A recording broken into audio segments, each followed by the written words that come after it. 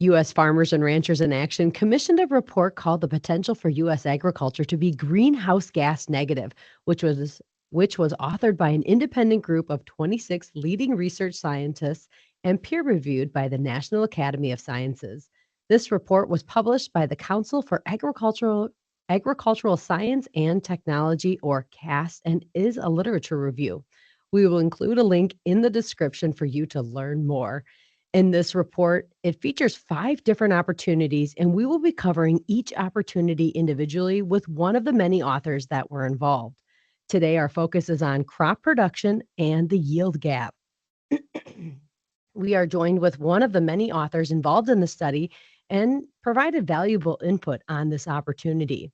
His name is Romulo Lollato. He's an associate professor of agronomy, extension, wheat, and forage specialist at Kansas State University.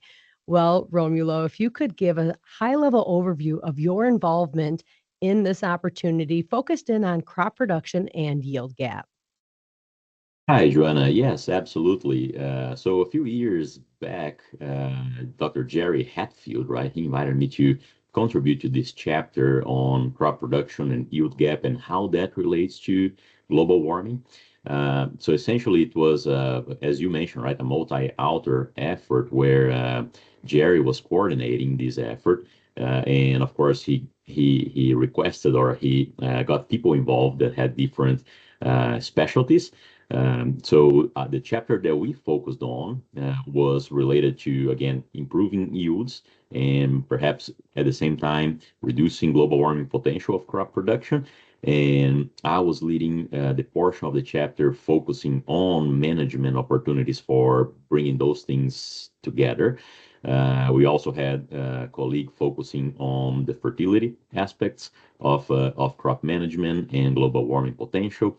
And also colleague involved in within the same chapter writing about the physiological opportunities, right, in terms of genetics and breeding for higher yield potential. So it was a very interesting effort. We were working together there for probably over a year in that literature review. And as an agronomist, right, to me, it was a great opportunity to learn some things on what these colleagues were doing, and also to put some thought into how our farmers can bring about these two things together: increase food production, but being respectful of our environment. Right. Well, we appreciate your time and everything you spent on this report. I know you specifically kind of focused in on yield gap. That's in that title. Can you give us kind of that basic definition as, what are yield gaps and why does it and when does it make sense to narrow it? Yes, yes. So that's a really good starting point for this conversation here. And essentially, yield gap, think about it as I like to ask our farmers here in Kansas, right, in our extension events, how much could you produce versus how much you're actually producing. That's, to me, is the easiest way to think about yield gap. So how much could we produce? Well, that's our yield potential, right? And yield potential is essentially defined by kind of the environment that we are growing our crops in, right? So think about if you're starting with the best genetics available, right? And that reflects current varieties or current hybrids. But let's say that you're starting with the best genetics available, or a hybrid that is adapted to your environment. Then your yield potential is going to be defined by how much solar radiation is coming down. Right, that solar radiation is going to be used to produce carbon by the plant, right? And so that is really going to help define the potential that the plant can yield. Also, what's the temperature regime, right? We know many crops are going to go through heat stress, for example, or even cold stress, depending on the crop as well. So the temperature regime also helps to define the yield gap of that crop. In irrigated conditions, not so much, but under rain-fed conditions, the rainfall regime helps to define the yield potential of that crop as well, right? So we start off with the potential for that particular piece of land, for those soil conditions, and for those long-term weather conditions. What is the potential the crop has to produce? And then the yield gap we define as the difference between that long-term potential versus what our farmers are currently producing, right? So let's say that the potential in a given piece of land is 75 bushels per acre of wheat, and our farmers are producing 40 or 45. Well, there's a fairly large gap there that through agronomic management can be narrowed. Because remember, we're starting with adapted genetics, right? Then your second part of your question was when does it make sense to narrow it? And that's a really good question too, because not always makes sense, right, to narrow that yield gap. In fact, there's a lot of research showing that it is economically feasible to narrow yield gaps if they are larger than probably 70%, for example, in rain-fed systems, or about 80% in irrigated systems. So, for example, if if our grower have a yield potential of 100 bushels per acre, and in rain-fed he or she are growing 55 or 60, it makes sense to narrow it, right? It makes sense to bring it up to probably 75 or something along those lines. And in irrigated systems, it probably makes sense to bring it up to about 80 or 85, right? So if we're trying to narrow for levels narrower than those, probably it's not going to make economic sense, right? Then it doesn't pay to try and manage for our yield potential. But large gaps, they are definitely economically to fill up because the potential is there. It's just a matter of managing our crop in a way that it can make the most out of the environmental conditions that is provided. Right. I think about how competitive some of our farmers are. This is a good incentive for them. Where can I be better? Those little pieces. I will be honest with you, Romulo. I thought you were going to talk about um, I've heard farmers say, you farm so many acres, but we're actually looking at like square footage of a field. I thought we were going to talk about maximizing our space in the field, but really we're talking more about, weather conditions, genetics, the rain, those pieces. Did you guys look at kind of the area and making sure that we're maximizing our space in the field too? Yeah, that's a good question, right? That was in particular the focus of the report because when we think of it, what we're looking to maximize is yield per unit area, right? Rather than the use of that area itself. The challenge that we have in maximizing area probably comes from a couple of different perspectives, right? One of them is we want to maximize our yield in current area that is under production and not opening new areas for production, right? That's important because in systems, for example, here in Kansas and the Great Plains, if you're going to open new area, you're going to get into prairie lands, right? And you not necessarily want to open new areas in those conditions. And that's even a more, let's say, a hot topic as we go to tropical regions, right? So, for example, I am from Brazil, and of course, soybean production in Brazil has increased, I mean, more than doubled in the last 12 years, right?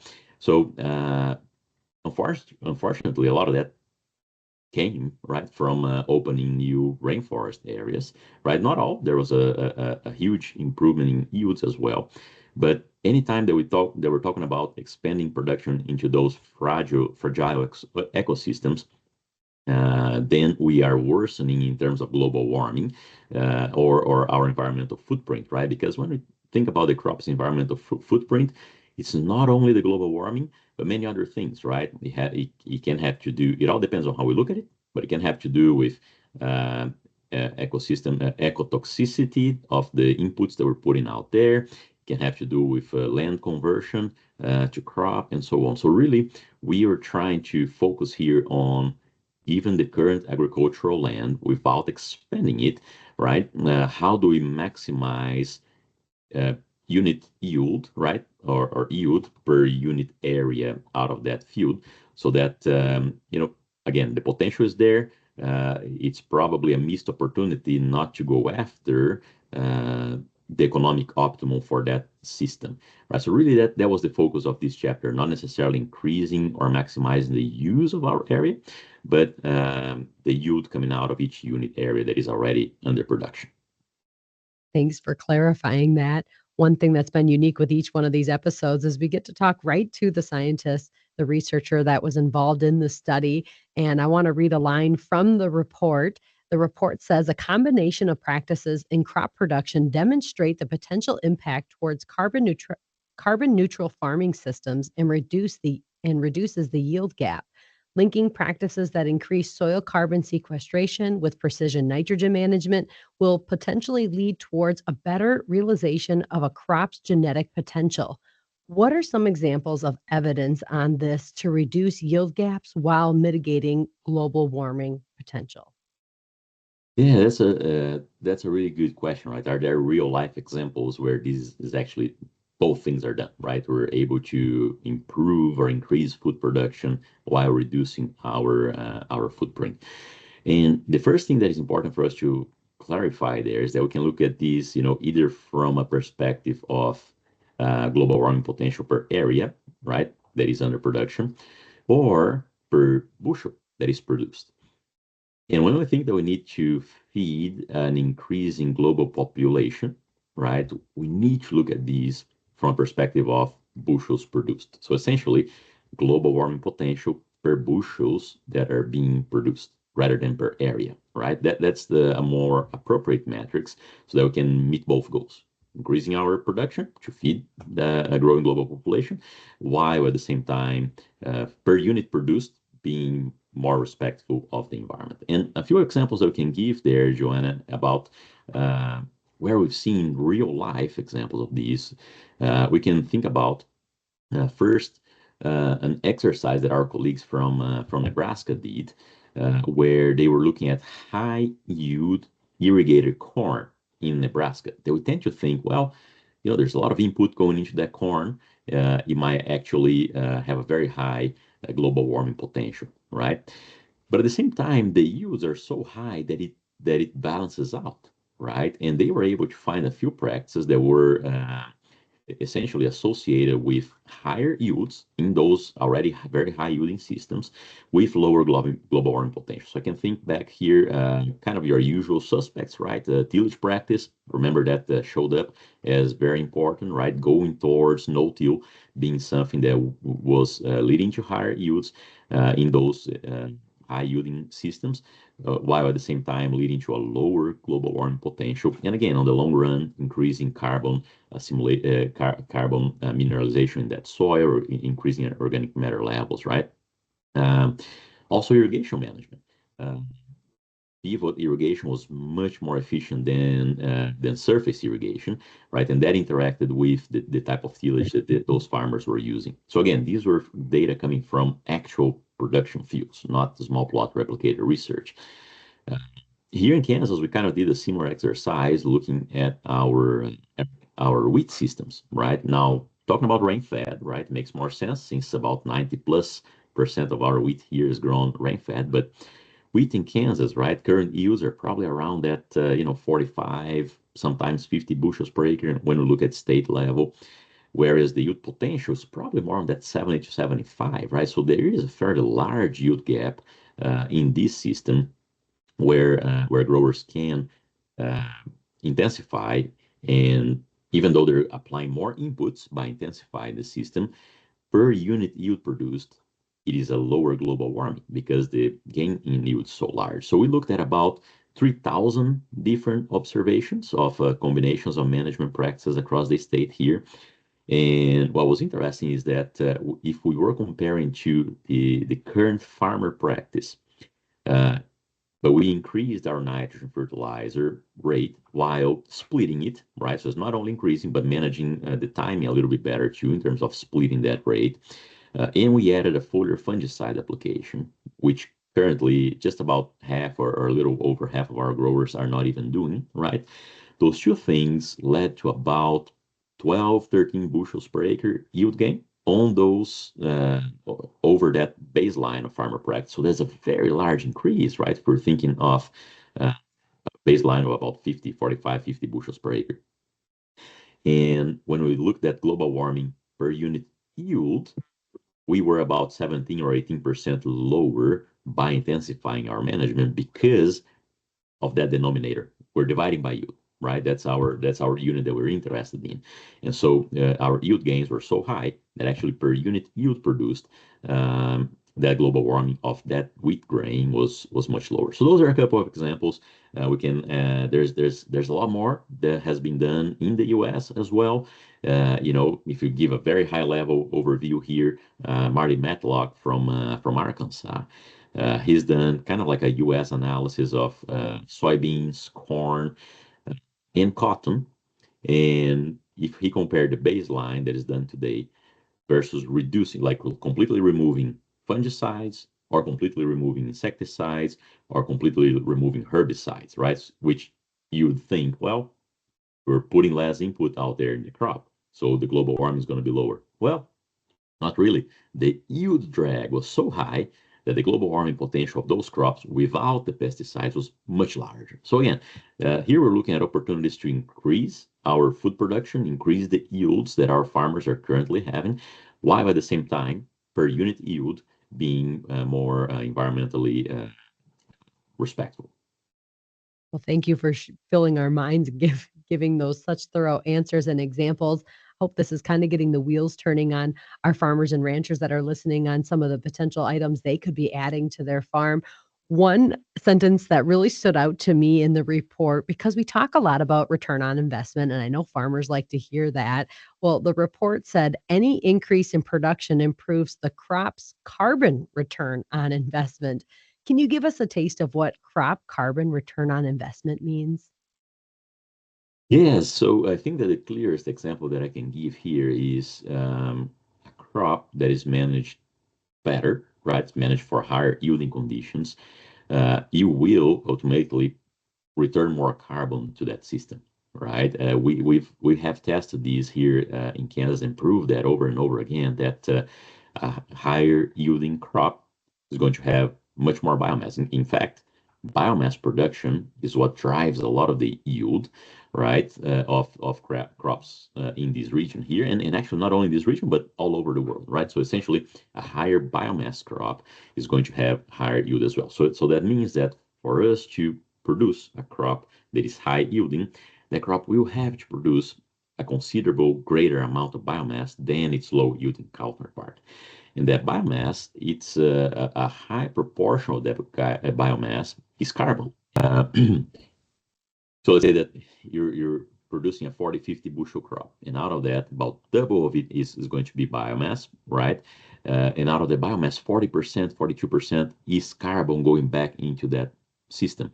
Right? So that's kind of what we talk about, that improvement in production is going to improve the crop's carbon return on investment. Again, and the other thing is you're producing that high percent carbon that is going back into the system.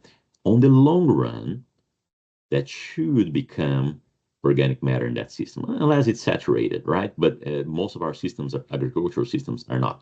So in the long run, the high carbon return to the system becomes organic matter. What does that organic matter do? Well, it's going to increase soil water holding capacity. So then per unit water that falls 10 years down the road, the crop is going to be more productive per unit of water, per unit of nitrogen, per unit of input, because that soil is richer, that soil can hold more water, can hold more nutrients as well. So again, it's a very interconnected system. What we're doing now impacts the way that the system is going to respond to any other input that we do 10 years down the road, right? And so that's really what we're talking about here when we think about improving the crop's carbon return on investment. I feel like that's a common term we're going to keep hearing over and over, kind of like ROI. Couple more questions for you, Romulo. What challenges What are the challenges for farmers and ranchers to make this happen? And I'd like to read a piece from the report. Even in high yielding systems like the United States, gaps exist. Consequently, there are opportunities to benefit from increased efficiency of input use. How have you seen the yield gap a challenge in different parts of the United States? And so the different crops here in the US, they have different sizes of yield gap, right? So for example, if we look at corn and soybeans, they are fairly narrow, right? They're probably reaching that 70% that we talked about being kind of an economic optimum, right?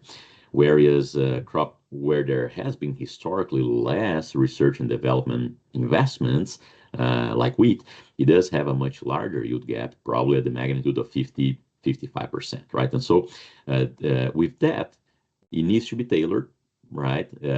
So that solutions are tailored to each one of those systems. In the case of wheat, with such a large yield gap, probably it's easier, right, to narrow that yield gap in terms of just like the examples that I just mentioned, right? Slightly more nitrogen with a fungicide application really brought down the yield gap and the global warming potential as well. Whereas in the case of other crops where, again, historically there was a lot more, especially from the industry perspective, but investment in research and development, like corn and soybeans, those gaps are narrower, but that doesn't mean that there aren't opportunities, right?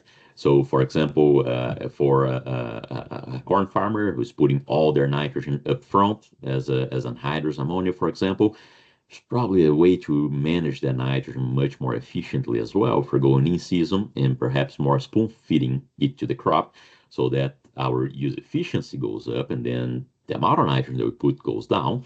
If we remain with the similar yields, right, then definitely there's an opportunity to reduce the yield scale global warming potential of that crop. So again, being very tailored to each crop and to the size of the yield gap in those crops. Now, in terms of challenges that we see, right, from for our farmers and ranchers, I think that from a very applied perspective, um, we can see that there's a lot of individual programs out there that growers can be part of, and in the end, there's almost too many of them, and growers probably get bombarded, right, in terms of okay, what do I sign up for here? This one has a different requirement than that one.